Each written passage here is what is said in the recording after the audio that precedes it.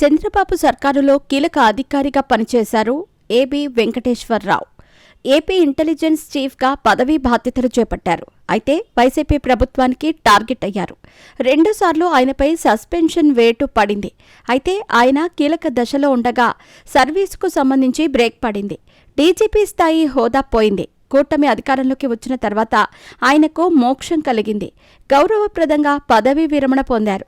అయితే తనకు రాజకీయంగా నష్టం చేకూర్చిన జగన్మోహన్ రెడ్డిని టార్గెట్ చేస్తూ రాజకీయాల్లోకి ఎంట్రీ ఇవ్వనున్నట్టు ఈరోజు సంకేతాలిచ్చారు.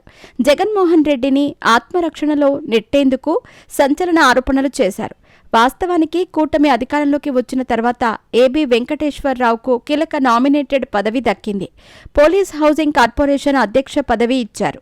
అయితే అది ఏబీ వెంకటేశ్వరరావు స్థాయికి తగదన్న కామెంట్స్ వినిపించాయి.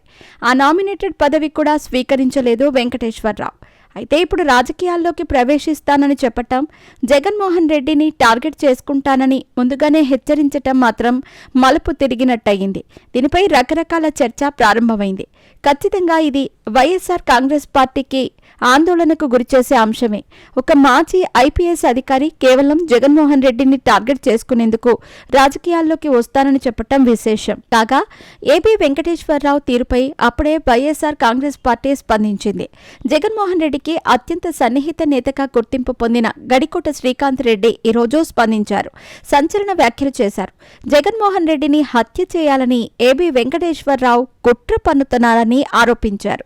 అంబేద్కర్ రూపొందించిన రాజ్యాంగం కాకుండా ఇప్పుడు రెడ్ బుక్ రాజ్యాంగం నడుస్తోందన్నారు.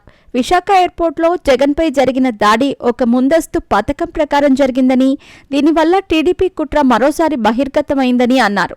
ఈ కుట్ర వెనుక అసలైన పాత్రధారులు బయటపడ్డారని శ్రీకాంత్ రెడ్డి పేర్కొన్నారు. తాజాగా కోడికత్తి శ్రీను ఇంటికి మాజీ డీజీ ఏబీ వెంకటేశ్వరరావు వెళ్లటాన్ని తప్పుపట్టారు గడికోట శ్రీకాంత్ రెడ్డి. జగన్మోహన్ రెడ్డిపై హత్యాయత్నం చేసిన వ్యక్తితో చర్చించటం ఏంటని గడికోట శ్రీకాంత్ రెడ్డి ప్రశ్నించారు. వివేక హత్య కేసులు మేమే చంపము అని ఒప్పుకున్న వ్యక్తిని బెయిల్పై బయటకు తెచ్చి తిప్పుతున్నారన్నారు. ఇందులో ప్రమేయం లేని వారిని ఇరికించాలనే ప్రయత్నం జరుగుతోందన్నారు. తాజా పరిస్థితులు చూస్తుంటే ఈసారి పక్క ప్రణాళికతో జగన్మోహన్ రెడ్డిపై హత్యాయత్నం చేయనున్నారని అర్థమవుతోందన్నారు. జగన్ పర్యటనల్లో భద్రత లోపాలు స్పష్టంగా కనిపిస్తున్నాయని తెలిపారు. కేంద్ర దర్యాప్తు సంస్థ ఎన్ఐఏ సైతం ఇది ఉద్దేశపూర్వకంగా చేసిన దాడిగా చెప్పిన విషయాన్ని ప్రస్తావించారు.